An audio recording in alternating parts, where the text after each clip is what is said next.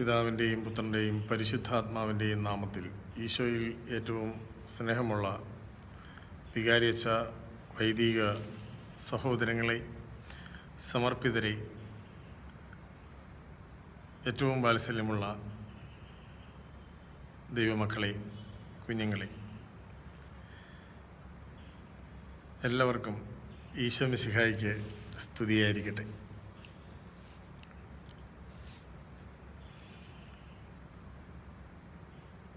കല്യാൺ രൂപതയിലെ കത്തീഡ്രൽ പാരിഷിൽ 2-3 ദിവസങ്ങൾ നീണ്ടു നിൽക്കുന്ന ഒരു വിശ്വാസ പരിശീലന ധ്യാനം നമ്മുടെ വിശ്വാസ ജീവിതത്തിൻ്റെ വിവിധ വിഷയങ്ങളെ അടിസ്ഥാനപ്പെടുത്തിക്കൊണ്ട് ഒരുക്കിയ ബഹുമാനപ്പെട്ട വികാരിയച്ഛനും കൈക്കാരന്മാർക്കും കമ്മിറ്റിക്കാർക്കും പ്രയർ ഗ്രൂപ്പ് അംഗങ്ങൾക്കും പാരിഷ് കൗൺസിൽ അംഗങ്ങൾക്കും ഇതിൽ പങ്കെടുക്കുന്ന എല്ലാ നല്ല വിശ്വാസികൾക്കും സമർത്ഥമായ ദൈവാനുഗ്രഹം ഉണ്ടാകട്ടെ എന്ന് സ്നേഹപൂർവ്വം പ്രാർത്ഥിക്കുവാൻ ഈ അവസരം ഉപയോഗിക്കുകയാണ്. ഈ വചനം കേൾക്കുന്ന, ഈ വചന സന്ദേശം ശ്രവിക്കുന്ന എല്ലാ ദൈവമക്കളും കത്തോലിക്ക സഭയുടെ വിശ്വാസ പ്രമാണങ്ങൾ അനുസരിച്ച്, കത്തോലിക്ക സഭയുടെ വിശ്വാസ മൂല്യങ്ങളിൽ അധിഷ്ഠിതമായ വിശ്വാസ ജീവിതം നയിക്കുവാൻ ഇടവരട്ടെ എന്ന് സ്നേഹപൂർവ്വം പ്രാർത്ഥിക്കുകയാണ്. ഞാനൊരു പരിശുദ്ധാത്മാവിൻ്റെ ഒരു ഈരടി ആലപിക്കുകയാണ്. നിങ്ങൾക്ക് ഓരോരുത്തർക്കും അവരവരുടെ സ്ഥാനങ്ങളിൽ ഇരുന്നു കൊണ്ട് ഞാൻ ഈ ആലപിക്കുന്ന ഈരടി എന്നോടൊപ്പം ഏറ്റുപാടാം. ആത്മാവിനെ അയക്കണമേ, ഞങ്ങളെ നിൻ മക്കളാക്കണമേ. ഇത്രേ ഉള്ളൂ. ആത്മാവിനെ അയക്കണമേ, ഞങ്ങളെ നിൻ മക്കളാക്കണമേ. ആത്മാവിനെ അയക്കണമേ, ഞങ്ങളെ നിൻ മക്കളാക്കണമേ. ആത്മാവിനെ അയക്കണമേ, ഞങ്ങളിൽ വിശ്വാസമേകണമേ. ആത്മാവിനെ അയക്കണമേ, ഞങ്ങളിൽ വിശ്വാസമേകണമേ.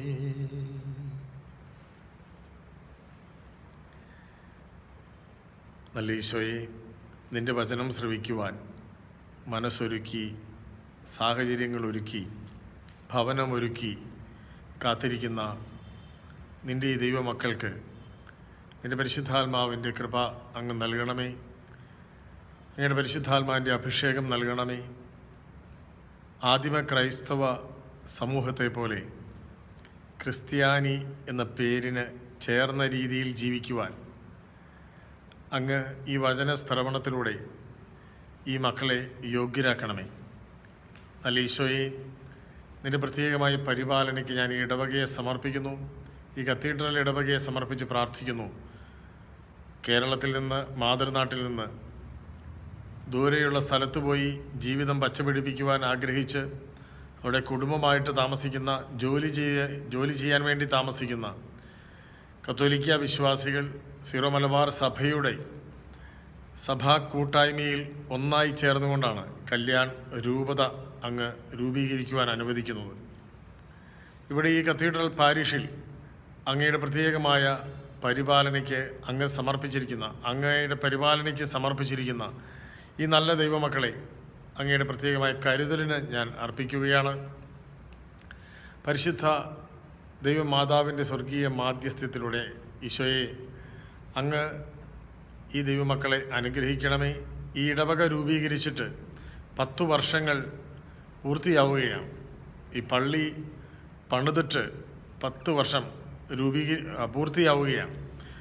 ഈ ഒരു സാഹചര്യത്തിൽ ഈ കഴിഞ്ഞ ഒരു ദശാബ്ദക്കാലത്തോളം അങ്ങ് ഈ ഇടവക സമൂഹത്തിനും വിശ്വാസികൾ ഓരോരുത്തർക്കും നൽകിയ എല്ലാ നന്മകളും ഞങ്ങൾ ഓർക്കുകയാണ്. ഈശോയെ, ഈ ഇടവക സമൂഹത്തെ നയിക്കുവാൻ കടന്നു വന്ന എല്ലാ വൈദിക ശ്രേഷ്ഠരെയും ഓർത്തങ്ങയ്ക്ക് നന്ദി പറയുകയാണ്. നല്ല ഇടയരായി അങ്ങയിലേക്ക് ഈ വിശ്വാസികളെ നയിക്കുവാൻ അങ്ങ് തിരഞ്ഞെടുത്ത് കൊണ്ടുവന്ന ആ വൈദിക സഹോദരങ്ങളെ, ഞങ്ങളുടെ പ്രിയപ്പെട്ട വികാരിയച്ഛന്മാരെ ഓർത്ത് ഞാൻ അങ്ങേക്ക് നന്ദി പറയുകയാണ്. ഈശോയെ, ഞങ്ങളെല്ലാവരെയും അങ്ങ് അനുഗ്രഹിക്കണമേ.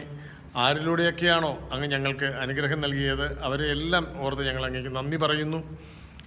ഈ ദേവാലയ നിർമ്മിതിയുമായി ബന്ധപ്പെട്ട് സഹകരിച്ച എല്ലാവരെയും, ഇപ്പോഴാരും ഓർക്കാത്ത കഷ്ടപ്പാടുകളും ത്യാഗങ്ങളുമൊക്കെ ആരെയും അറിയിക്കാതെ അങ്ങയുടെ തിരുമുമ്പിൽ അങ്ങയുടെ നാമം മഹത്വപ്പെടാൻ വേണ്ടി മാത്രം, അങ്ങയുടെ ദൈവജനത്തിൻ്റെ കൂട്ടായ്മയ്ക്കായി മാത്രം, ഒരു ദേവാലയം നിർമ്മിക്കാൻ വേണ്ടി മാത്രം ആരും അറിയാതെ നൂറുകണക്കിന് കണ്ണുനീർ തുള്ളികൾ ഒഴുക്കിയ, വേർപ്പുതുള്ളികൾ ഒഴുക്കിയ എല്ലാ വിശ്വാസികളെയും, എല്ലാ വൈദികരെയും, എല്ലാ സമർപ്പിതരെയും, ഇതിനുവേണ്ടി നാനാതരത്തിൽ സംഭാവന ചെയ്ത എല്ലാവരെയും, ഈ ദേവാലയത്തിൽ വന്ന് ഇന്നോളം പ്രാർത്ഥിച്ച എല്ലാവരെയും, ഈ ദേവാലയത്തിൽ അർപ്പിക്കപ്പെട്ട എല്ലാ ദൈവ ബലികളെയും ഓർത്ത് ഈശോയെ ഞങ്ങളങ്ങേക്ക് നന്ദി പറയുകയാണ്, ഞങ്ങളങ്ങേ സ്തുതിക്കുകയാണ്. ഈശോയെ നന്ദി, ഈശോയെ സ്തുതി, ഈശോയെ സ്തോത്രം. പ്രിയപ്പെട്ട സഹോദരങ്ങളെ, നമ്മൾ കത്തോലിക്ക സഭയിലൂടെ ഈശോയിൽ വിശ്വസിക്കുന്ന സഹോദരങ്ങളാണ്. നിങ്ങൾ കല്യാൺ രൂപതയിൽ സീറോ മലബാർ സഭയിൽ ഒരു വിശ്വാസ കൂട്ടായ്മയായി വളരുകയാണ്. ഞാൻ റോയി കണ്ണഞ്ചിറ എന്ന CMI വൈദികനാണ്. കോട്ടയത്ത് ഞങ്ങളുടെ CMI പ്രൊവിൻഷ്യൽ ഹൗസിൻ്റെ ദേവാലയത്തിൽ നിന്നുകൊണ്ടാണ് ഞാൻ ഈ വചനം പങ്കുവയ്ക്കുന്നത്. ഇവിടെ ഞാൻ മാത്രമേ ഉള്ളൂ. പക്ഷേ എന്നെ കേൾക്കുന്നത് നൂറുകണക്കിന്, ആയിരക്കണക്കിന് കിലോമീറ്റർ അപ്പുറത്തുള്ള കല്യാൺ രൂപതയിലെ എൻ്റെ പ്രിയപ്പെട്ട വിശ്വാസി സഹോദരങ്ങളാണ് എന്ന് ഞാൻ സ്നേഹത്തോടെ ഓർക്കുകയാണ്. എൻ്റെ സംഭാഷണത്തിന്, എനിക്ക് സംസാരിക്കുന്നതിനൊരു ചെറിയ തടസ്സമുണ്ട്. അത് എൻ്റെ നാക്കിലൊരു ചെറിയ കുരു വന്നിങ്ങനെ പൊട്ടിയിരിക്കുകയാണ്. അപ്പം ആവേശം മൂക്കുമ്പോൾ ഈ നാക്ക് പോയി പല്ലിൽ കൊള്ളും. അപ്പോൾ എൻ്റെ ഫ്ലോ മുറിഞ്ഞു പോകും.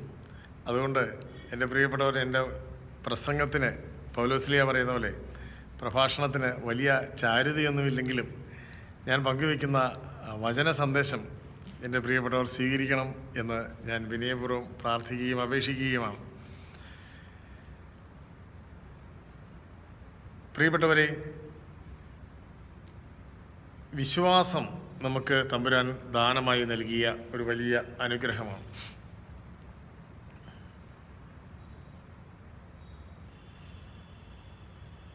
നാം ഓരോരുത്തരുടെയും ജീവിതം പരിശോധിച്ചാൽ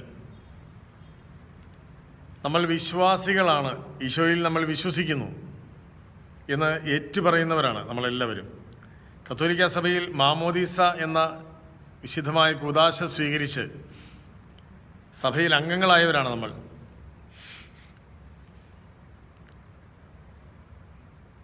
എന്നാൽ കത്തോലിക്ക സഭയിലെ മാമോദീസ, സ്ഥൈര്യലേപനം, കുമ്പസാരം, വിശുദ്ധ കുർബാന ഇങ്ങനെയുള്ള കൂദാശകളെല്ലാം സ്വീകരിച്ച്, രോഗീലേപനം സ്വീകരിച്ചവരെ വളരെ അപൂർവമായിട്ട് കണ്ടേക്കാം. എന്നാൽ വിവാഹമെന്ന വിശുദ്ധ കൂദാശ സ്വീകരിച്ചവരാണ് എന്നെ കേൾക്കുന്ന എല്ലാവരും തന്നെ എന്ന് ഞാൻ വിശ്വസിക്കുകയാണ്. തിരുപ്പട്ടം എന്ന വിശുദ്ധ കൂദാശ സ്വീകരിച്ചവർ വളരെ കുറച്ചു പേരേ ഉള്ളൂ എന്ന് നിങ്ങൾക്കറിയാം. നമ്മൾ ഈ കൂദാശകളൊക്കെ സ്വീകരിച്ച കത്തോലിക്ക സഭയുടെ വിശ്വാസ പ്രമാണങ്ങളെ ജീവിതത്തിൻ്റെ പ്രമാണരേഖകളാക്കി മാറ്റിക്കൊണ്ടാണ് നമ്മൾ ഓരോരുത്തരും വിശ്വാസ ജീവിതം നയിക്കുന്നത് എന്നത് സത്യമാണ്. ഇന്ന് ഈ 1 മണിക്കൂർ സമയം ഞാൻ എൻ്റെ പ്രിയപ്പെട്ടവരുമായിട്ട് പങ്കുവയ്ക്കുന്നത് കത്തോലിക്ക സഭയുടെ വിശ്വാസ ജീവിതത്തെ ഏറ്റവും ശുദ്ധമായി നമുക്ക് എങ്ങനെയാണ് സ്വീകരിക്കാൻ കഴിയുന്നത്, എന്താണ് യഥാർത്ഥത്തിലുള്ള വിശ്വാസം എന്നുള്ളതിനെ പറ്റിയാണ്.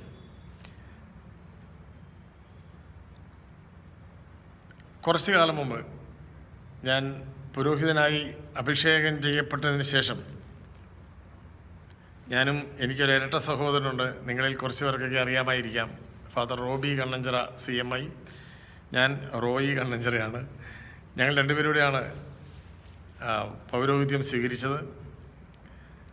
ഞങ്ങൾ പൗരോഹിത്യം സ്വീകരിച്ച് അല്പസമയം കഴിഞ്ഞതിന് ശേഷം 2 സ്ഥലത്തേക്ക് ഞങ്ങൾ അയക്കപ്പെട്ടു. എനിക്ക് തൊടുപുഴയിലുള്ള ഞങ്ങളുടെ ജ്യോതി സൂപ്പർ ബസാർ എന്ന് പറയുന്ന ഒരു സ്ഥാപനമുണ്ട്. ആ കോംപ്ലക്സിൻ്റെ മുകളിലത്തെ 4ാമത്തെ നിലയിൽ ഒരു ഓപ്പൺ ചാപ്പലുണ്ട്. സദാസമയവും ആരാധനയാണ്, സദാസമയവും കുമ്പസാരമാണ്. അപ്പോൾ ആ കുമ്പസാരിപ്പിക്കാനായിട്ട് ഞങ്ങളിങ്ങനെ അവിടെ ഞാനുണ്ട്, എൻ്റെ പ്രിയപ്പെട്ട സുപ്പീരിയർ കുര്യൻ പുത്തമ്പരയ്ക്കൽ അച്ഛനുണ്ട്. അങ്ങനെ ഞങ്ങളെല്ലാവരും കൂടി മാറി മാറി ഇങ്ങനെ കുമ്പസാരിപ്പിക്കുകയാണ്. ഞങ്ങൾ സമയം വയ്ക്കാറില്ല. അപ്പോൾ ആൾക്കാരിങ്ങനെ ധാരാളമായിട്ട് വരും. നോമ്പുകാലത്തെ പോലെ, ഹോളി വീക്കിലെ പോലെയൊക്കെ ആൾക്കാർ ചിലപ്പോൾ ക്യൂ നിൽക്കുന്നത് ഞാൻ ശ്രദ്ധിച്ചിട്ടുണ്ട്.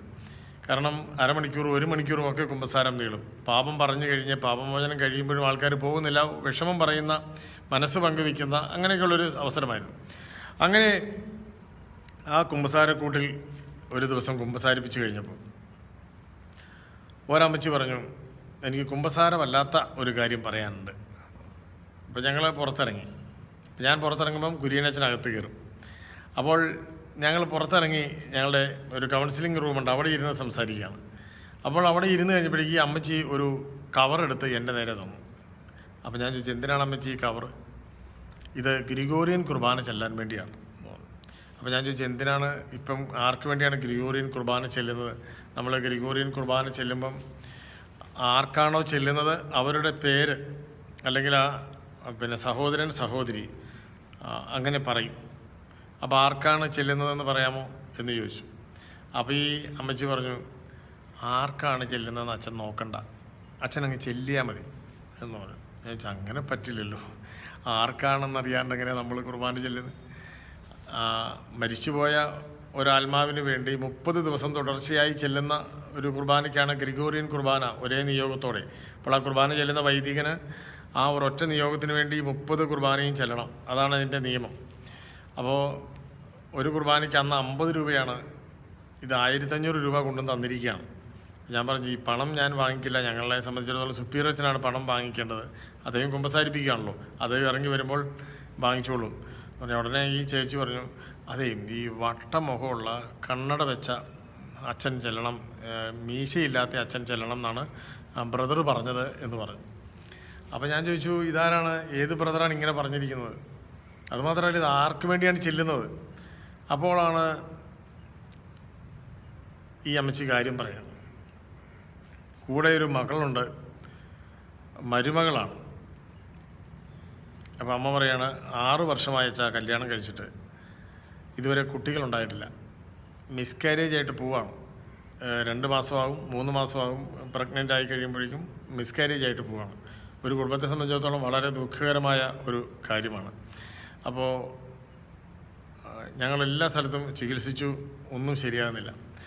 ഒത്തിരി സ്ഥലത്ത് പ്രാർത്ഥിക്കാനായിട്ട് പോയി, എന്നിട്ടും ശരിയാകുന്നില്ല. അങ്ങനെയാണ് ഞങ്ങളുടെ പ്രാർത്ഥനാ കൂട്ടായ്മയിൽ പറഞ്ഞിട്ടാണ് ഇവിടെ അടുത്തുള്ള ഒരു ബ്രദറിൻ്റെ അടുത്ത് ചെല്ലാൻ പറഞ്ഞു. അങ്ങനെ ബ്രദറിൻ്റെ അടുത്ത് ചെന്ന് പ്രാർത്ഥിക്കാനായിട്ട് ഇരുന്ന് കഴിഞ്ഞപ്പം ബ്രദർ ഇങ്ങനെ കണ്ണടച്ചിരിക്കാൻ പറഞ്ഞു. അങ്ങനെ കണ്ണടച്ച് ഞങ്ങൾ ഇരിക്കുന്ന സമയത്ത് ബ്രദർ ചോദിച്ചു, കുടുംബത്തിലാരെങ്കിലും, ബ്രദർ കുറേ പ്രാർത്ഥിച്ചു കഴിഞ്ഞിട്ട് ബ്രദർ ചോദിച്ചു, കുടുംബത്തിലാരെങ്കിലും കശാപ്പുകാരുണ്ടായിരുന്നോ എന്ന് ചോദിച്ചു. അപ്പോൾ ഞങ്ങൾ നോക്കിയപ്പോൾ ഞങ്ങളുടെ കുടുംബത്തിലാരും കശാപ്പുകാരില്ല, ഞങ്ങൾ അങ്ങനെയുള്ള കുടുംബമല്ല, കശാപ്പ് നടത്തുന്ന കുടുംബമല്ല. അപ്പോൾ ഞങ്ങൾ പറഞ്ഞു, അങ്ങനെ ഞങ്ങളുടെ കുടുംബത്തിലാരും കശാപ്പുകാരില്ല. അപ്പോൾ അദ്ദേഹം ചോദിച്ചു, പിന്നെ ഒന്നുകൂടെ ആലോചിച്ച് നോക്കുക, ആരെങ്കിലും കശാപ്പ് നടത്തിയിട്ടുണ്ടോ? അപ്പം ഈ ചേട്ടത്തി പറഞ്ഞു, എൻ്റെ അടുത്തില്ല, എൻ്റെ വീട്ടിലില്ല, ഇവളുടെ അടുത്ത് ആരെങ്കിലും ഉണ്ടോയെന്ന് ഇവൾ ആലോചിച്ചിട്ട് പറയട്ടെ എന്ന് പറഞ്ഞു. അപ്പോൾ ഇവളിങ്ങനെ ആലോചിച്ചിട്ട് പറഞ്ഞു, ഞങ്ങളുടെ അടുത്താരും, എൻ്റെ വീട്ടിലാരും അങ്ങനെ കശാപ്പ് നടത്തുന്നൊന്നും ഉണ്ടായിരുന്നില്ല.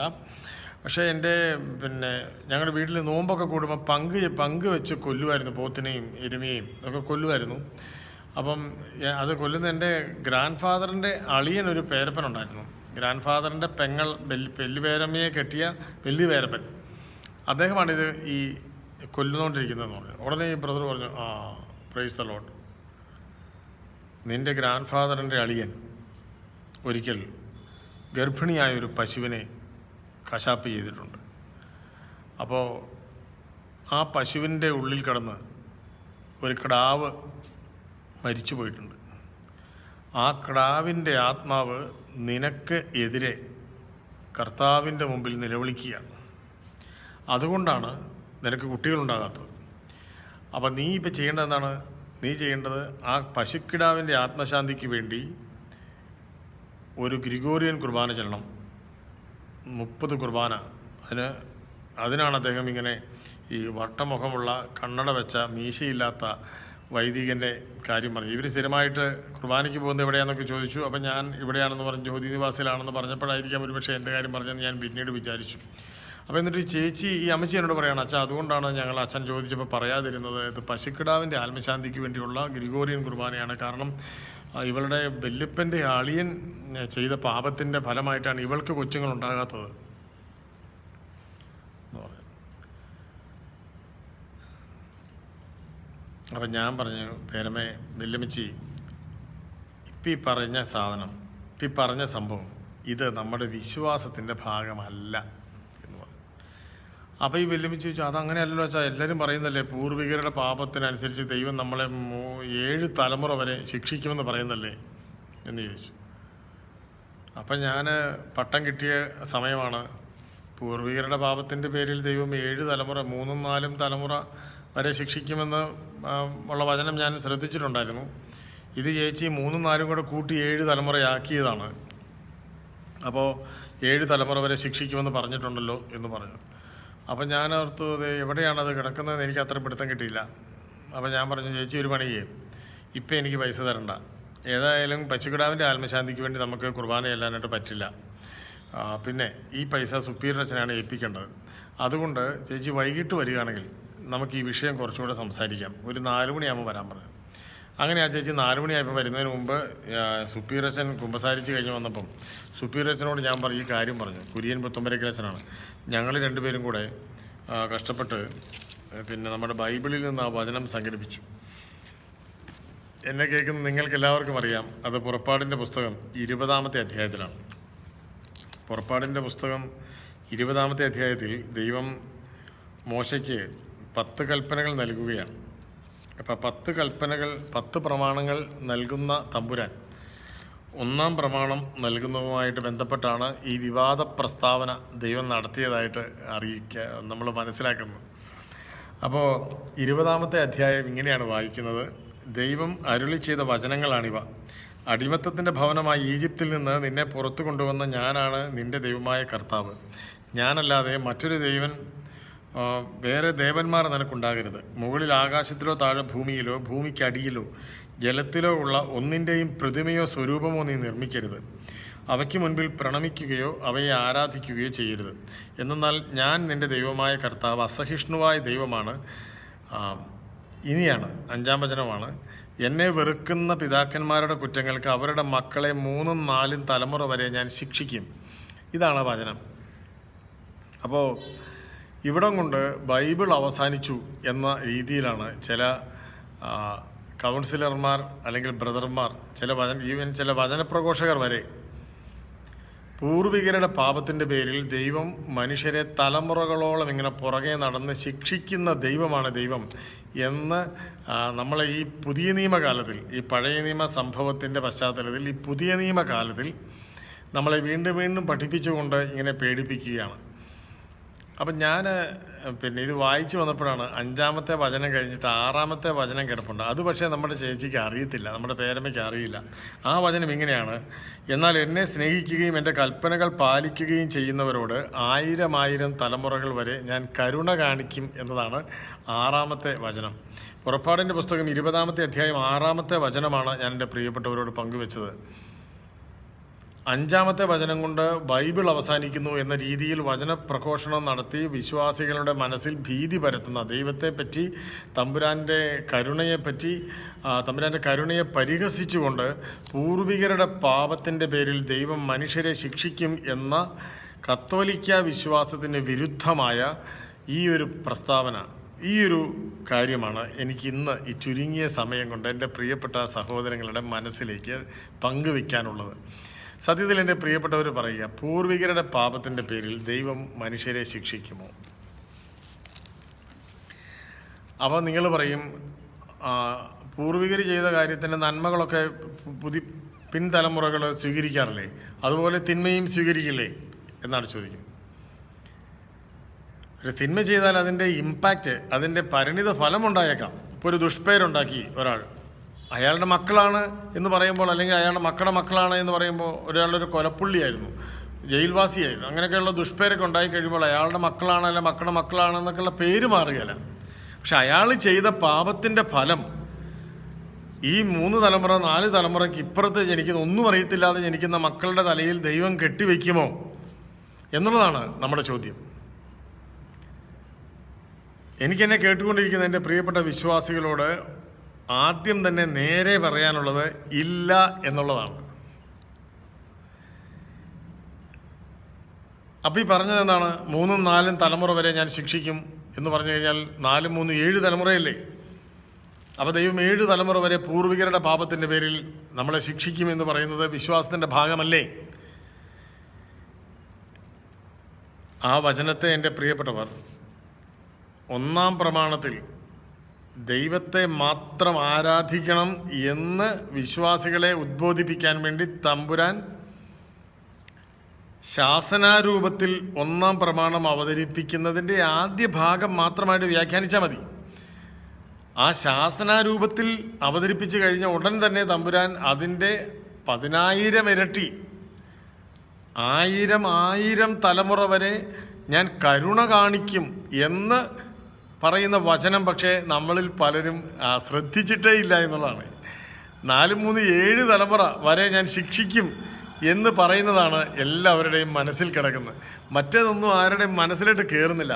അതുകൊണ്ട് നമുക്ക് ഈ ഒരു കാര്യത്തെപ്പറ്റി മാത്രം ഇന്നൊന്ന് സംസാരിക്കാം. കാരണം ഞാനിത് പറയുന്നത് ആദിമ ക്രൈസ്തവ സമൂഹത്തിലെ ദൈവമക്കൾ ഈശോയുടെ അനുഭവം സ്വന്തമാക്കിയിട്ടുള്ള, സാന്നിധ്യ അനുഭവം സ്വന്തമാക്കിയിട്ടുള്ളവരുടെ നേരെ തൊട്ടുപിറകെയുള്ള തുടർച്ചക്കാരായിരുന്നു. അവർ ഈശോ കണ്ട കാര്യങ്ങൾ, ഈശോ ചെയ്ത കാര്യങ്ങൾ, ഈശോയെ കണ്ട കാര്യങ്ങൾ, ഈശോ ചെയ്തത് കണ്ട കാര്യങ്ങൾ, ഇതെല്ലാം കണ്ട് കണ്ണു തള്ളിയിരിക്കുന്ന ഒരു തലമുറയാണ്. അപ്പോൾ അവരുടെ മനസ്സെന്തായിരുന്നു വിശ്വാസത്തെപ്പറ്റി? അവരെ സംബന്ധിച്ചിടത്തോളം ഈ ദൈവം എന്ന അനുഭവം ഇങ്ങനെ പുറകെ നടന്ന് ശിക്ഷിക്കുന്ന ഒരു ദൈവമേ അല്ല ആദിമ ക്രൈസ്തവ സമൂഹത്തെ സംബന്ധിച്ച്. പിന്നെന്താണ്? പിന്നെ ഞാൻ വന്നിരിക്കുന്നത്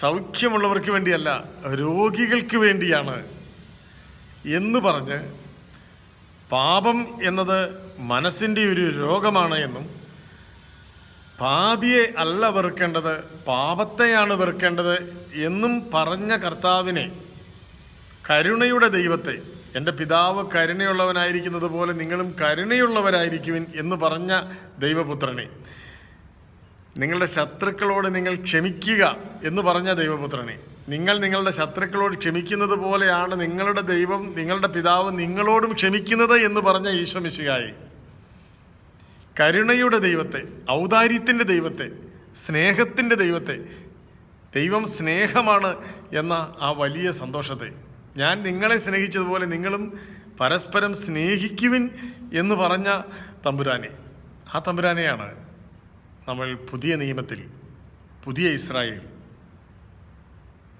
ആരാധിക്കുന്നത്. ആ തമ്പുരാനെയാണ് പുതിയ ഇസ്രായേൽ, പുതിയ ദൈവജനം വിശ്വസിക്കുന്നത്.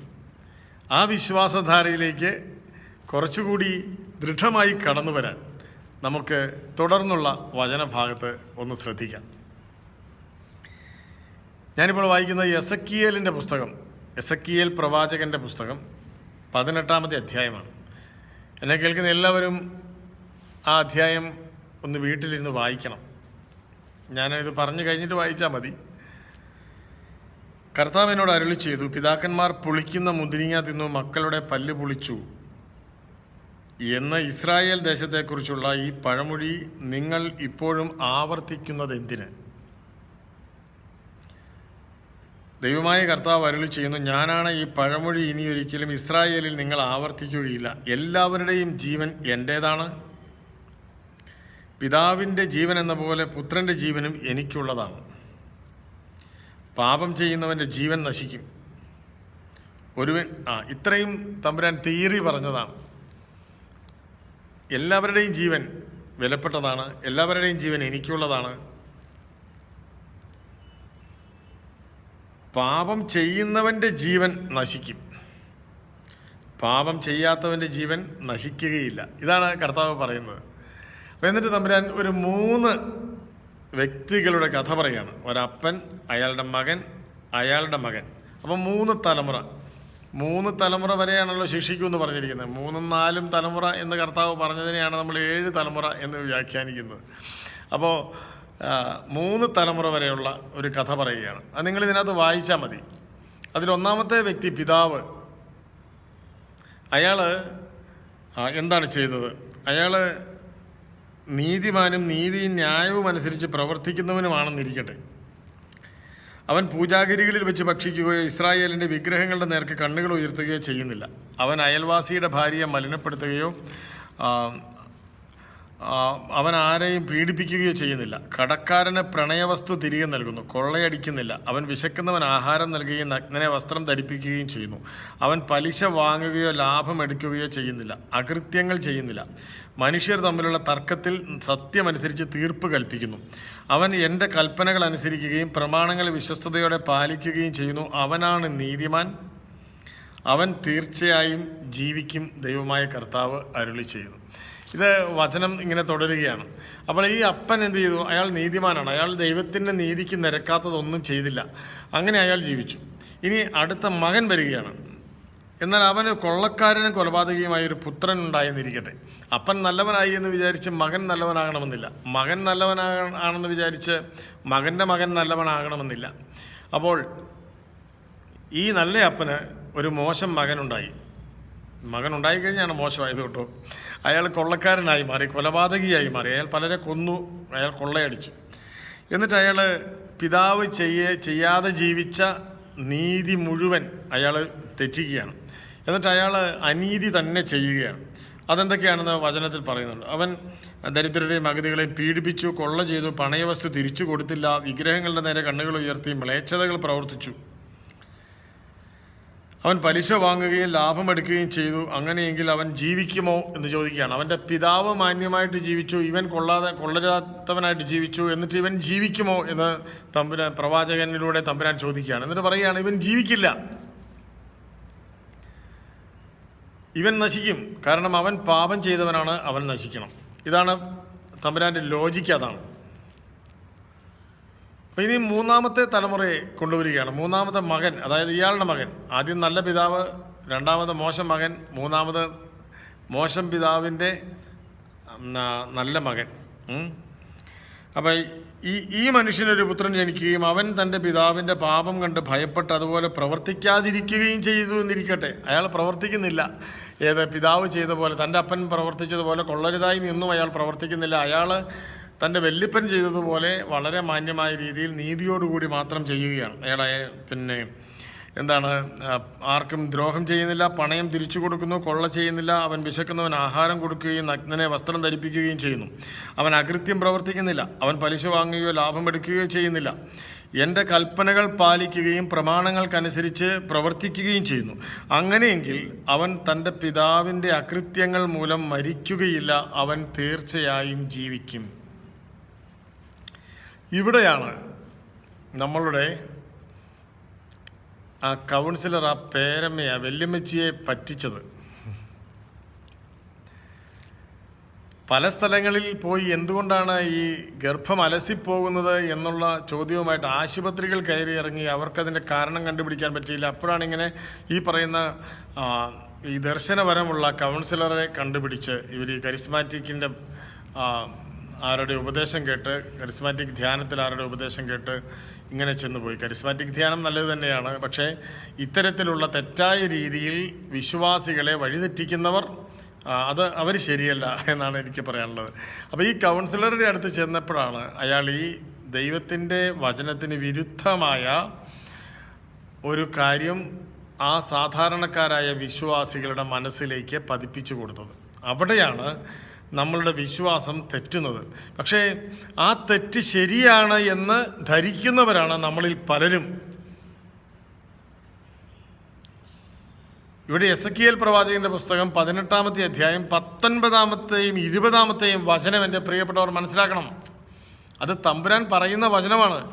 മറ്റേ വചനം പറഞ്ഞത് തമ്പുരാൻ തന്നെയാണ്. അത് തമ്പുരാനൊരു ശാസനാരൂപത്തിൽ ഒന്ന് ശ്രദ്ധിക്കാൻ വേണ്ടി പറഞ്ഞ വചനമാണ്. എന്നാൽ ഇത് ജീവിക്കാൻ വേണ്ടി പറയുന്ന വചനമാണ്. ആ വചനം എൻ്റെ പ്രിയപ്പെട്ടവർ ഒന്ന് കേട്ടു നോക്കിയേ. എന്നിട്ട് പറയുകയാണ്, പിതാവിൻ്റെ ദുഷ്ടതകൾക്കുള്ള ശിക്ഷ പുത്രൻ അനുഭവിക്കാത്തത് എന്ത് എന്ന് നിങ്ങൾ ചോദിച്ചേക്കാം. അതാണിപ്പോൾ എല്ലാവരും ചോദിക്കുന്നത്. പിതാവിൻ്റെ ദുഷ്ടതകൾക്കുള്ള ശിക്ഷ പുത്രൻ അനുഭവിക്കാത്തത് എന്ത് എന്ന് നിങ്ങൾ ചോദിച്ചേക്കാം.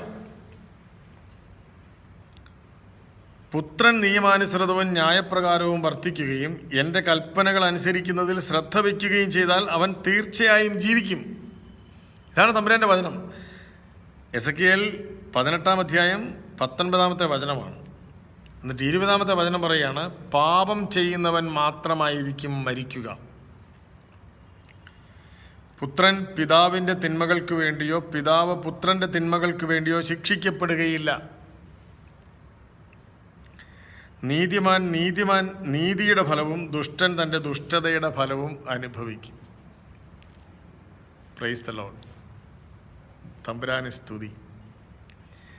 ഞാൻ അരമണിക്കൂർ സമയമെടുത്ത് എൻ്റെ പ്രിയപ്പെട്ടവരുമായിട്ട് പങ്കുവച്ചത്, നമ്മൾ ഈ ജീവിതം മുന്നോട്ട് കൊണ്ടുപോകുമ്പോൾ കത്തോലിക്ക സഭയിലാണ് ജീവിക്കുന്നതെങ്കിൽ സീറോ മലബാർ സഭയിലൂടെ കത്തോലിക്ക സഭയിൽ വെളിപ്പെടുന്ന ദൈവത്തിൻ്റെ അനന്തമായ പരിപാലനയിൽ അടിയുറച്ചാണ് എൻ്റെ പ്രിയപ്പെട്ടവർ ജീവിക്കുന്നതെങ്കിൽ നിങ്ങൾ സത്യവിശ്വാസത്തിൽ നമ്മൾ സത്യവിശ്വാസത്തിൽ അടിയുറച്ച് ജീവിക്കണം.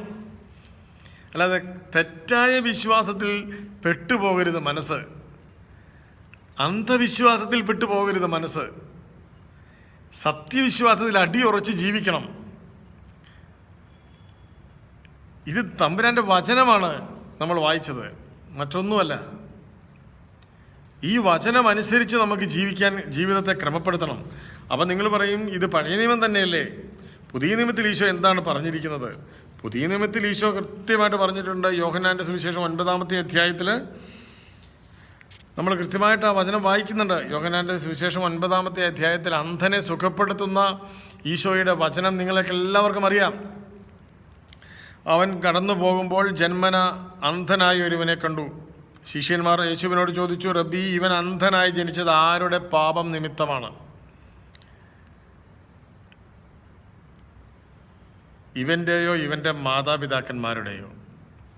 കണ്ടോ, ആ ചോദ്യം തന്നെ ഈ ശിഷ്യന്മാർ ഈശോയോട് ചോദിക്കുന്ന ആ ചോദ്യം തന്നെ പഴയ നിയമത്തിൻ്റെ ചോദ്യമാണ്. പഴയ നിയമത്തിൻ്റെ ആ ഒരു പുക. പിതാക്കന്മാർ പുളിച്ച മുന്തിരിങ്ങ തിന്നു, മക്കളുടെ പല്ല് പുളിക്കുന്നു ഇപ്പോഴും എന്നുള്ളതിൻ്റെ പഴമൊഴി ഈ ഈശോയുടെ ശിഷ്യന്മാരുടെ മനസ്സിൽ നിന്ന് മാഞ്ഞു പോകുന്നില്ല. അതാണ്, ആ പുളിപ്പ് നിൽക്കുകയാണ്. അതായത് പിതാക്കന്മാരുടെ പുളിപ്പ് മക്കളിലേക്ക് വരുന്നു. പിതാക്കന്മാർ പുളിച്ച മുന്തിരിങ്ങ തിന്നപ്പോൾ മക്കളുടെ പല്ല് പുളിക്കുന്നില്ല എന്ന് ദൈവം പറഞ്ഞാലും മക്കളുടെ പല്ല് പുളിക്കും എന്ന് പഴമൊഴി കിടക്കുന്നു എന്നുള്ളതാണ് നമ്മളെ സംബന്ധിച്ചിടത്തോളം പ്രശ്നം. അപ്പോൾ ഈശോ പറയുകയാണ്, അപ്പോൾ ഇവർ ചോദിക്കുകയാണ്, ഇവൻ്റെ കണ്ണിങ്ങനെ പുളിച്ചിരിക്കുന്നതിൻ്റെ കാരണം എന്താണ്? ഇവൻ്റെ അപ്പനും അമ്മയും പുളിച്ച മുന്തിരിങ്ങ തിന്നിട്ടല്ലേ എന്ന് ചോദിക്കുകയാണ്. ഇവൻ എന്താണ് ഇങ്ങനെ അന്ധനായിരിക്കുന്നത്? ഇവൻ്റെ അപ്പനും അമ്മയും പാപം ചെയ്തിട്ടല്ലേ എന്ന് ചോദിക്കുകയാണ്. അപ്പോൾ ഈശോ പറഞ്ഞ വചനം എൻ്റെ പ്രിയപ്പെട്ടവരുടെ വിശ്വാസ ജീവിതത്തിന് വഴിയായി വിളക്കായി തെളിയണം. ഈശോ പറഞ്ഞു,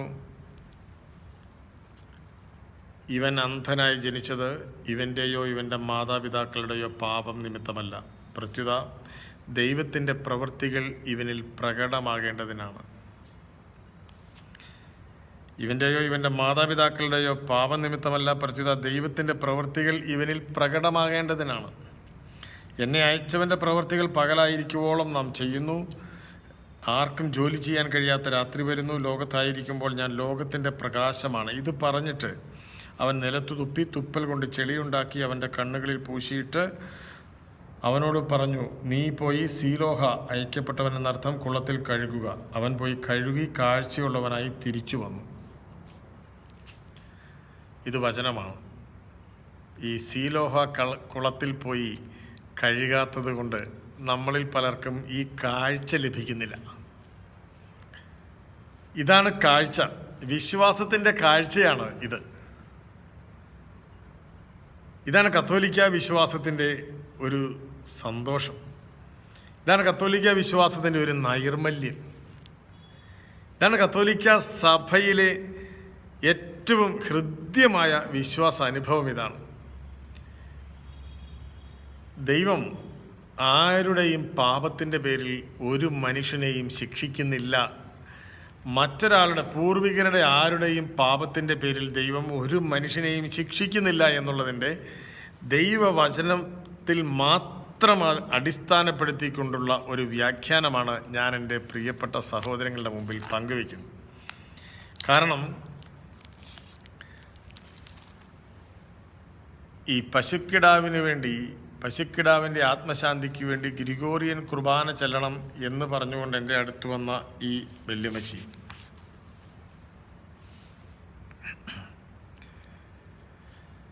ആ വല്യമ്മച്ചിയെ ഞാൻ പരിഹസിക്കുകയോ കളിയാക്കുകയോ ഒന്നുമല്ല ചെയ്യുന്നത്. ആ വല്യമ്മച്ചിയുടെ ആ സാധാരണ വിശ്വാസം, ആ വിശ്വാസമനുസരിച്ച് മരുമകളുടെ വയറ്റിലൊരു കുഞ്ഞ് വളരുന്നതിനുള്ള കൃപ ലഭിക്കാൻ വേണ്ടി ഈ അമ്മച്ചി ഓടി നടക്കുകയായിരുന്നു. വൈകിട്ട് വല്യമ്മച്ചി വന്നപ്പോൾ ഞാൻ ഈ കാര്യങ്ങളെല്ലാം വല്യമ്മച്ചിയോട് പറഞ്ഞു. അമ്മച്ചിയോട് പറഞ്ഞത് തെറ്റായ ഒരു കാര്യമാണ്. ഒരിക്കലും നമ്മുടെ തമ്പുരാൻ മറ്റൊരാൾ ചെയ്ത പാപത്തിൻ്റെ പേരിൽ ഒരു മനുഷ്യനെയും ശിക്ഷിക്കുകയില്ല എന്ന ഈശോ തമ്പുരാൻ പറഞ്ഞ വചനം വിശ്വസിക്കുക. അപ്പം എന്ത് ചെയ്യുക? അപ്പം ഇത് പിന്നെ എന്താണ്? എൻ്റെ കൊച്ചിൻ്റെ വയറെന്താണ് ശരിയായത്? എൻ്റെ കൊച്ചിൻ്റെ ഗർഭം എന്താണ് ശരിയാകാത്തത് എന്ന് ചോദിക്കുകയാണ്. ഞാൻ പറഞ്ഞു, എൻ്റെ വിശ്വാസം അനുസരിച്ച് പറയുകയാണെങ്കിൽ, കത്തോലിക്ക സഭയുടെ വിശ്വാസം അനുസരിച്ച് പറയുകയാണെങ്കിൽ, നമ്മളുടെ ഓരോരുത്തരുടെയും ജീവിതത്തിൽ എന്ത് സംഭവിച്ചാലും അത് തമ്പുരാൻ കർത്താവ് അറിഞ്ഞ് സംഭവിക്കുന്നതാണ്. ഞാൻ അങ്ങനെ വിശ്വസിക്കുന്നു. അതാണ് വിശുദ്ധ ചാവറയച്ചൻ പറഞ്ഞിരിക്കുന്നത്. ചാവറയച്ചൻ്റെ ഒരൊറ്റ വാക്ക്, വിശുദ്ധ ചാവറ പിതാവിൻ്റെ ഒരൊറ്റ വാക്ക് എന്നെ കേൾക്കുന്നവരുടെ മനസ്സിൽ പതിയണം. അത് കത്തോലിക്ക വിശ്വാസം അനുശീലിച്ച് ക്രിസ്തുവിൽ വിശ്വസിക്കുന്ന, പുതിയ നിയമത്തിൽ പ്രത്യക്ഷപ്പെട്ട, തമ്പുരാൻ പറഞ്ഞു വിട്ട് പുതിയ നിയമത്തിൽ പ്രത്യക്ഷപ്പെട്ട യേശു ക്രിസ്തുവിൽ, ദൈവപുത്രനായ യേശു ക്രിസ്തുവിൽ വിശ്വസിക്കുന്ന എല്ലാവരും ഈ വചനം, ഈ ചാവറ പിതാവിൻ്റെ ഈ വാക്ക് മനസ്സിലങ്ങ് എഴുതണം. അത്രേ ഉള്ളൂ. ദൈവഹിതം നടക്കും, നടത്തും. ഇതാണ് ദൈവഹിതം നടക്കും, നടത്തും. ഇതാണ് ചാവറ പിതാവ്, നിങ്ങൾക്കറിയാം അല്ലേ? അപ്പം ചാവറ പിതാവ് പറഞ്ഞ ഒരു ധ്യാനമാണ്. ദൈവഹിതം നടക്കും, ദൈവഹിതമേ നടക്കൂ. ഇപ്പം ഞാൻ എന്തേരം മസിൽ പിടിച്ചാലും, ഞാൻ എന്തേരം കിടന്ന് ഓടിയാലും ചാടിയാലും, എൻ്റെ ജീവിതത്തിൽ തമ്പുരാൻ ഒരു കാര്യം തീരുമാനിച്ചിട്ടുണ്ടെങ്കിൽ അത് മാത്രമേ നടക്കൂ. അത് ദൈവം നടത്തും. അതാണ്, അത് തമ്പുരാൻ നടത്തും. അതിന് നമ്മൾ കിടന്ന് തിരക്ക് പിടിച്ചിട്ട് കാര്യമില്ല. പ്രഭാഷകൻ്റെ പുസ്തകം 39-ാമത്തെ അധ്യായത്തിൽ 16ഉം 17ഉം വചനങ്ങൾ എൻ്റെ പ്രിയപ്പെട്ടവർ വായിക്കണം. നിങ്ങൾ കേട്ടിട്ടുണ്ട്. അതിങ്ങനെയാണ്: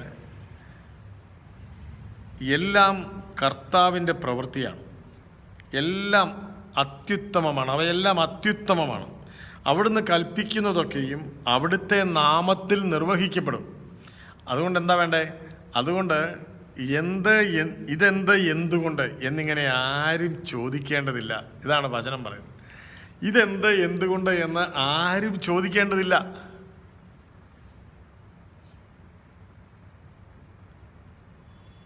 എല്ലാം യഥാകാലം വെളിവാകും. വചനം പറയുക, എല്ലാം യഥാകാലം വെളിവാകും.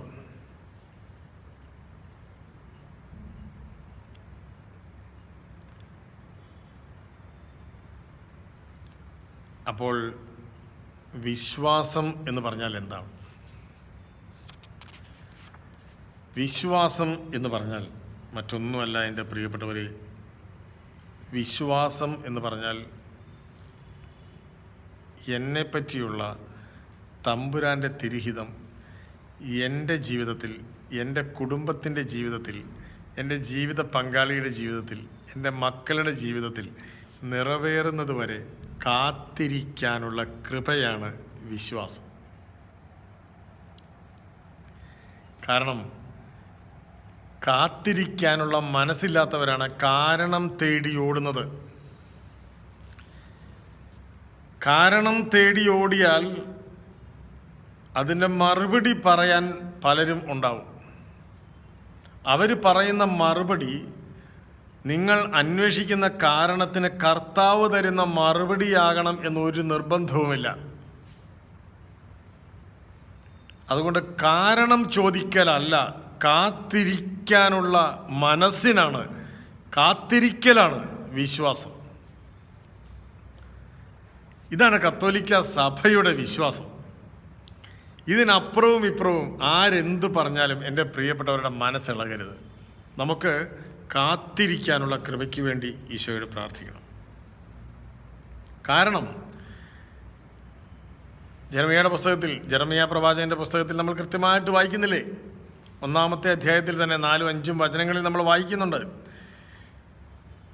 കർത്താവിനോട് അരുളി ചെയ്തു, നിന്റെ മാതാവിൻ്റെ ഉദരത്തിൽ നിനക്ക് രൂപം നൽകുന്നതിന് മുമ്പേ ഞാൻ നിന്നെ അറിഞ്ഞു, ജനിക്കുന്നതിന് മുമ്പേ നിന്നെ ഞാൻ വിശുദ്ധീകരിച്ചു, ജനതകൾക്ക് പ്രവാചകനായി ഞാൻ നിന്നെ നിയോഗിച്ചു.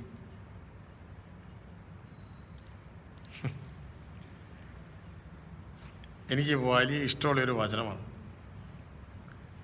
കാരണം നമ്മൾ ഓരോരുത്തരുടെയും ജീവിതത്തിൽ നമ്മൾ തന്നെ ഡിസൈൻ ചെയ്തുണ്ടാക്കുന്നത് പോലെയാണ് കാര്യങ്ങൾ നടക്കേണ്ടത് എന്ന് നമ്മൾ വിചാരിച്ചു പോവുകയാണ്. ഞാൻ തന്നെ ഡിസൈൻ ചെയ്യുന്നത് പോലെ തന്നെ എൻ്റെ ജീവിതം നടക്കാൻ പാടുള്ളൂ എന്ന് ഞാൻ അങ്ങ് വിശ്വസിച്ച് പോവുകയാണ്. എന്നിട്ട് അങ്ങനെ നടക്കാൻ വേണ്ടിയാണ് പ്രാർത്ഥിക്കുന്നത്. നിന്റെ ഇഷ്ടം നടക്കണമേ എന്നല്ല ഞാൻ പ്രാർത്ഥിക്കുക. എൻ്റെ ഇഷ്ടം ഞാൻ ആഗ്രഹിക്കുന്നത് പോലെ ഞാൻ ആഗ്രഹിക്കുന്ന സമയത്ത് നടക്കണമേ എന്നാണ് ഞാൻ പ്രാർത്ഥിക്കുന്നത്. എന്നിട്ട് ആ പ്രാർത്ഥന നടക്കാൻ വേണ്ടിയാണ് ഞാനിങ്ങനെ നേർച്ചകൾ, നൊവേനകൾ, ആകെ ബഹളം. എന്നിട്ട് നടക്കാതെ ആയാലോ, ദൈവത്തിന് സ്നേഹമില്ല, തമ്പുരാൻ പ്രാർത്ഥന കേൾക്കുകയില്ല, വെറുതെ മെഴുകുതിരി കത്തിച്ച് കളഞ്ഞു, വെറുതെ നൊവേന നടത്തി സമയം കളഞ്ഞു, നമ്മളിങ്ങനെ പറയുകയാണ്. അത് സത്യവിശ്വാസത്തിൻ്റെ പ്രകടനമല്ല. പകരം എന്നെ എൻ്റെ തമ്പുരാൻ തൻ്റെ ഉള്ളം കയ്യിൽ എൻ്റെ തമ്പുരാൻ എന്നെ എഴുതി സൂക്ഷിച്ചിരിക്കുകയാണ്. ഞാൻ ജനിക്കുന്നതിന് മുമ്പേ എൻ്റെ ദൈവം എന്നെ തിരഞ്ഞെടുത്തു. ഞാൻ എന്തായിരിക്കണം ഈ ജീവിതത്തിൽ എന്ന് തമ്പുരാൻ തീരുമാനിച്ചു കഴിഞ്ഞു. അതിനനുസരിച്ച് മാത്രമേ എൻ്റെ ജീവിതത്തിൽ ഓരോരോ കാര്യങ്ങൾ സംഭവിക്കാൻ വേണ്ടി തമ്പുരാൻ അനുവദിക്കുകയുള്ളൂ. അങ്ങനെ സംഭവിക്കുന്ന കാര്യങ്ങളൊക്കെ എൻ്റെ നന്മയ്ക്ക് വേണ്ടി തന്നെയായിരിക്കും എന്ന് ഞാൻ വിശ്വസിക്കുകയാണ്. റോമാക്കാർക്ക് എഴുതിയ ലേഖനം 8-ാമത്തെ അധ്യായം 28-ാമത്തെ വചനം എൻ്റെ പ്രിയപ്പെട്ടവർക്കറിയാം. തന്നെ സ്നേഹിക്കുന്നവർക്ക്, തൻ്റെ പദ്ധതി അനുസരിച്ച് വിളിക്കപ്പെട്ടവർക്ക് തമ്പുരാൻ എല്ലാം നന്മയ്ക്കായി ക്രമീകരിക്കുന്നു എന്നുള്ളതാണ് ആ വചനം. ബൈബിളിൽ, പുതിയ നിയമത്തിൽ ഇത്രയും പ്രസാദാത്മകമായ, പ്രസന്നതയുള്ള ഒരു വചനം എൻ്റെ ഹൃദയത്തിൽ വന്ന് തൊടുന്നില്ല.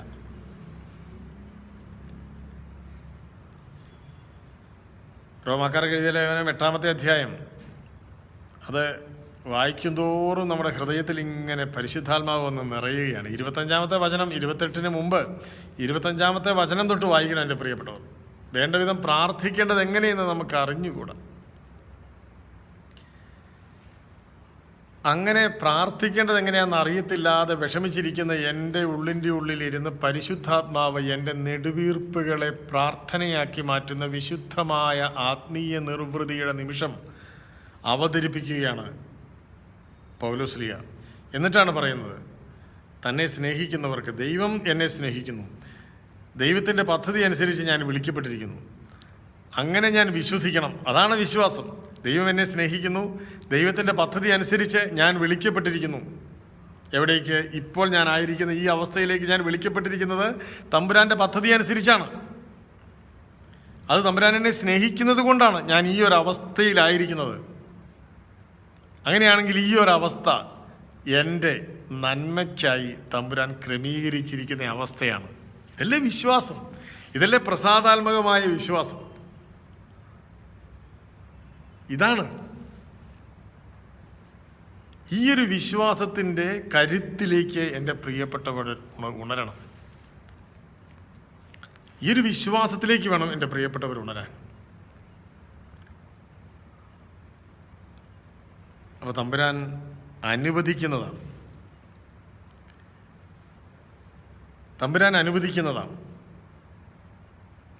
അപ്പോൾ ഈ കാത്തിരിക്കാനുള്ള കൃപയാണ്.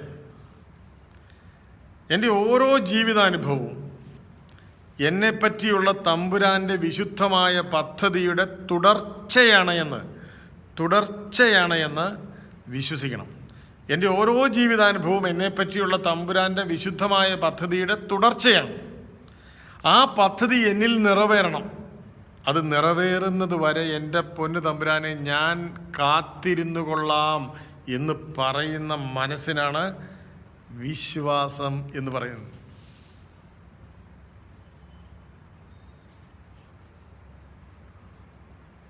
അതല്ലാതെ എൻ്റെ നാക്കയിൽ കുരു വന്നു, അതിൻ്റെ കാരണം എന്തായിരിക്കും? ഞാൻ എന്തെങ്കിലും മോശം വചനങ്ങൾ ഉച്ചരിച്ചതിന് ദൈവം നൽകിയ ശിക്ഷയായിരിക്കില്ലേ എന്നൊക്കെ എനിക്ക് വേണമെങ്കിൽ ചിന്തിക്കാൻ പാടില്ലേ? ഈ രീതിയിലാണെങ്കിൽ, അല്ലെങ്കിൽ എൻ്റെ മൂത്ത കാരണവന്മാരാരെങ്കിലും ഏതെങ്കിലും പശുവിൻ്റെ നാക്ക് കണ്ടിച്ചിട്ടുണ്ടോ? അറിയില്ല.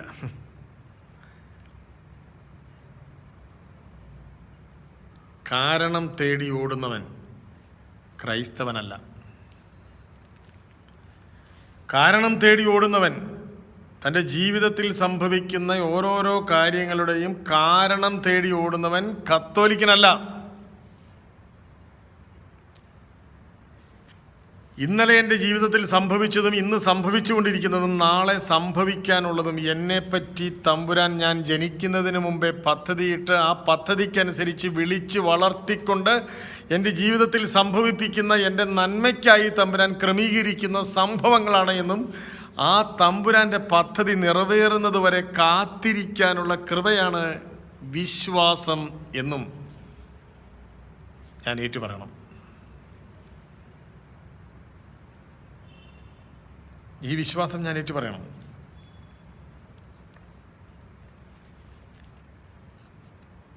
ഇതിന് പഠിപ്പിക്കാതെ പൂർവികരുടെ പാപത്തിൻ്റെ പേരിലാണ് ഇന്ന് നിൻ്റെ ജീവിതത്തിൽ ദൈവം ശിക്ഷിച്ചിരിക്കുന്നതാണ് എന്നൊക്കെ പറഞ്ഞ് മനുഷ്യനെ തെറ്റിദ്ധരിപ്പിച്ച് മരിച്ചുപോയവരുടെ ആത്മാക്കളെ വിളിച്ചു വരുത്തി മാനസാന്തരപ്പെടുത്താം, അവരോട് സംസാരിച്ച് കാര്യങ്ങളൊക്കെ ഒന്ന് സെറ്റിൽ ചെയ്യാം എന്നൊക്കെ പറഞ്ഞ് കത്തോലിക്ക വിശ്വാസത്തിന് വിരുദ്ധമായി പരിശുദ്ധ അമ്മയുടെ പടവും വെച്ച് വിശ്വാസികളെ വഴിതെറ്റിക്കുന്ന സ്പിരിറ്റുൻ ജീസസ് പോലെയുള്ള തെറ്റായ സഭാവിരുദ്ധ പ്രസ്ഥാനങ്ങളിൽ എൻ്റെ പ്രിയപ്പെട്ടവർ ചെന്ന് വീഴരുത്.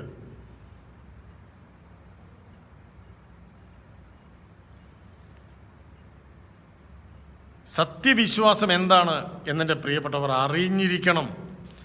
ഇതാണ് കത്തോലിക്ക സഭ പഠിപ്പിക്കുന്ന വിശ്വാസം. പൂർവികരുടെ പാപം അത് കർത്താവിൻ്റെ കയ്യിലാണ്. നമ്മളെ സംബന്ധിച്ച് നമ്മളെന്താണ് പറയുക? കത്തോലിക്ക സഭ എന്താണ് പഠിപ്പിക്കുന്നത്? മരിച്ചു പോയവർക്ക് വേണ്ടി നമ്മൾ പ്രാർത്ഥിക്കണം.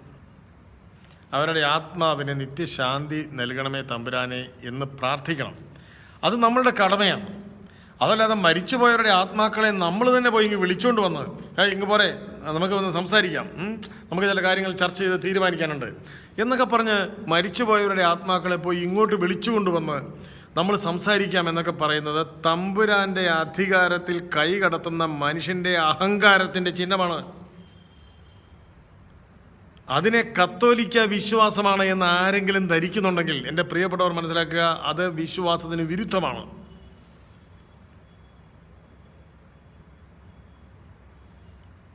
നമ്മൾ കേരളത്തിൽ നിന്ന് ദൂരെ പോയി കല്യാൺ രൂപതയിൽ രൂപതയുടെ ഭാഗമായി ഒരു തരത്തിലൊരു മിഷനറി ജീവിതം നയിക്കുന്ന വിശ്വാസികളാണ് കല്യാൺ രൂപതയിലുള്ളത്. ഒരു മിഷനറി ജീവിതമാണ് നിങ്ങൾ നയിക്കുന്നത്. നിങ്ങളുടെ ജീവിതത്തിന് യഥാർത്ഥത്തിലുള്ള ദൈവത്തിൻ്റെ കൃപ നിറയണമെങ്കിൽ നിങ്ങൾ കാത്തിരിക്കണം. കാത്തിരിക്കാനുള്ള മനസ്സ് നമ്മൾ തമ്പുരാനോട് ചോദിക്കണം. കാത്തിരിക്കണം മക്കളെ എന്ന് കാരണവന്മാർ മക്കളോട് പറയണം. തിരക്ക് കൂട്ടണ്ട, കാത്തിരിക്കാൻ നമുക്ക്. തമ്പുരാൻ നമ്മെ അനുഗ്രഹിക്കാനാണ് തീരുമാനിച്ചിരിക്കുന്നതെങ്കിൽ തമ്പുരാൻ അനുഗ്രഹിക്കട്ടെ. തമ്പുരാൻ അനുഗ്രഹിക്കുന്നത് വരെ നമുക്ക് കാത്തിരിക്കാം എന്ന് പറയണം. അങ്ങനെ പറഞ്ഞ് പഠിപ്പിക്കണം. അത്തരത്തിൽ അനുഗ്രഹങ്ങൾക്ക് വേണ്ടി തമ്പുരാൻ്റെ തിരുഹിതം നിറവേറുന്ന വിശുദ്ധ നിമിഷങ്ങളിൽ വിശ്വാസിയുടെ ജീവിതത്തിലേക്ക് പെയ്തിറങ്ങുന്ന അനുഗ്രഹങ്ങൾക്ക് വേണ്ടി കാത്തിരുന്ന സമൂഹത്തിൻ്റെ പേരാണ് ദൈവജനം എന്നെൻ്റെ പ്രിയപ്പെട്ടവർ അറിയണം. അല്ലാതെ കാരണം ചോദിച്ചവരുടെ പേരല്ല. കാരണം ചോദിച്ചവരെയൊക്കെ കർത്താവ് കശക്കി എറിഞ്ഞു കളഞ്ഞിട്ടുണ്ട്. മോശയ്ക്ക് 10 പ്രമാണങ്ങൾ നൽകാൻ വേണ്ടി തമ്പുരാൻ സീനായി മലയിലേക്ക് വിളിച്ചു കൊണ്ടുപോയ 40 ദിവസം കഴിഞ്ഞ് മോശ താഴേക്ക് ഇറങ്ങി വരുമ്പോൾ അഹറോന്റെ നേതൃത്വത്തിൽ സ്വർണ്ണ കാളക്കുട്ടിയെ ഉണ്ടാക്കിക്കൊണ്ട് ബാൽദേവനെ ആരാധിക്കാൻ വേണ്ടി വിശ്വാസത്തിൽ നിന്ന് വഴിതിരിഞ്ഞു പോയ എന്തുകൊണ്ടാണ്? കാരണം ചോദിച്ചു. അവർ കാരണം തേടി. ഉടനെ ഇതൊരു കാരണം ഉണ്ടാക്കി കൊടുത്തു. ആ കാരണം തെറ്റായിരുന്നു. അതിൻ്റെ കാരണത്തിൻ്റെ പേരിൽ അവർ നശിച്ചു പോയതിൻ്റെ കഥ എൻ്റെ പ്രിയപ്പെട്ടവർക്കറിയാം.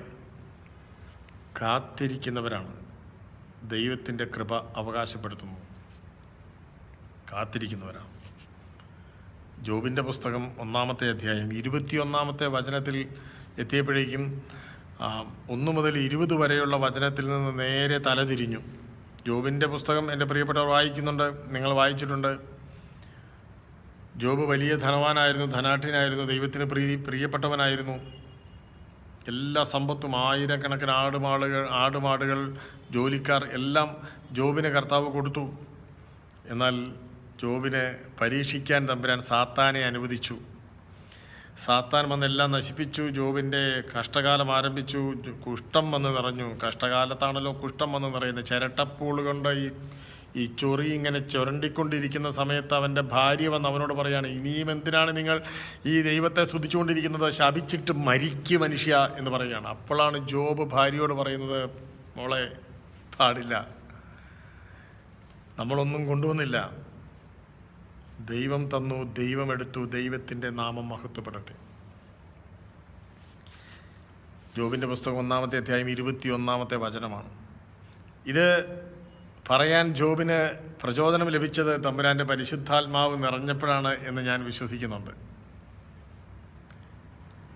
ദൈവത്തിൽ നിന്ന് നന്മകൾ ധാരാളം സ്വീകരിച്ചപ്പോൾ നമ്മൾ അയ്യോയ്യോ വേണ്ട നന്മ സ്വീകരിച്ച് ഞാനങ്ങ് മടുത്ത് കർത്താവേ, ശിശു നിൻ്റെ നന്മയെ അവസാനിപ്പിക്കണമേ, ഇത് കൂടുതൽ നന്മ എനിക്ക് തരരുതേ എന്ന് നമ്മൾ പറഞ്ഞില്ലല്ലോ എന്ന് ജോബ് ഭാര്യയോട് ചോദിക്കുകയാണ്. അതുതന്നെയാണ് കർത്താവ് നമ്മളോടും ചോദിക്കുന്നത്. ഞാൻ നിങ്ങൾക്ക് നൽകിയ നന്മകൾ അങ്ങ് സ്വീകരിച്ച സമയത്ത് നിങ്ങൾ ഒരിക്കലും നോ പറഞ്ഞില്ല, മടുത്തു എന്ന് പറഞ്ഞില്ല, അയ്യോ നന്മ ചുമന്ന് മടുത്തു എന്ന് പറഞ്ഞിട്ടില്ല. അങ്ങനെ ഒരിക്കലും മടുക്കാതെ ഞാൻ അളവില്ലാതെ നൽകിയ നന്മകൾ മുഴുവൻ സ്വീകരിച്ച ഞാൻ നിങ്ങൾക്ക് നൽകുന്ന ഒരു ചെറിയ നൊമ്പരം സ്വീകരിക്കുന്നതിൽ മടിക്കുന്നത് എന്തിന്? ജോബ് ചോദിക്കുന്ന ചോദ്യമാണ്. നന്മകൾ സ്വീകരിച്ചപ്പോൾ മടി പറയാതിരുന്ന നാം തിന്മകൾ സ്വീകരിക്കാൻ മടിക്കുന്നത് എന്തിന്?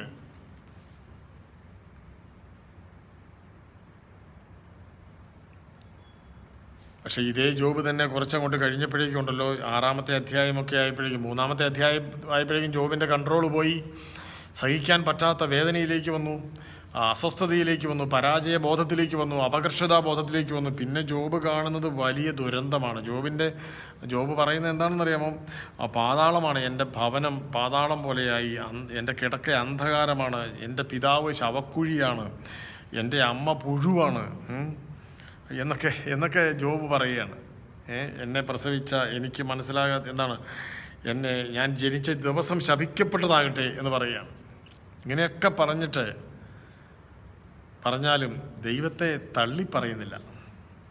അപ്പോഴും ജോബിൻ്റെ ഉള്ളിൽ ഇങ്ങനെ ഒരു കാത്തിരിപ്പിൻ്റെ ഒരു മനസ്സിങ്ങനെ ഉണരുന്നുണ്ട്. ഇപ്പം ജോബിൻ്റെ പുസ്തകം ഈ ഈ വിഷമം പറയുന്ന നിമിഷങ്ങളിൽ തീർന്നു പോകുന്നില്ല എന്നോർക്കണം. അങ്ങനെ 42-ാമത്തെ അധ്യായത്തിൽ, 1-ാമത്തെ അധ്യായത്തിൽ പുഴുത്തു തുടങ്ങിയ ജോബ് 42-ാമത്തെ അധ്യായം വരെ കാത്തിരിക്കുകയാണ്.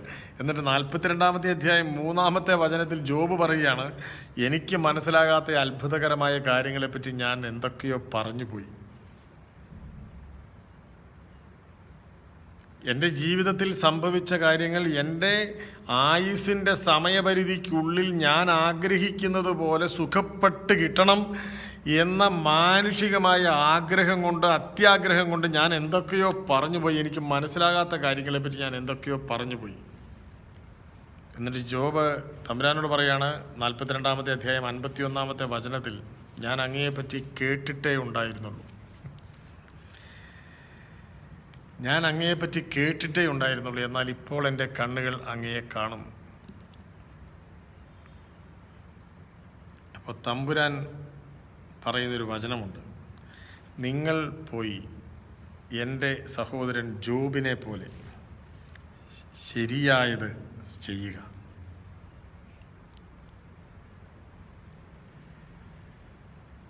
കാത്തിരിക്കാനുള്ള മനസ്സാണ് പ്രിയപ്പെട്ടവരെ വിശ്വാസം എന്ന് പറയാം. കാത്തിരിക്കാനുള്ള മനസ്സാണ് വിശ്വാസം. നമ്മെ സംബന്ധിച്ചിടത്തോളം ഈശോയുടെ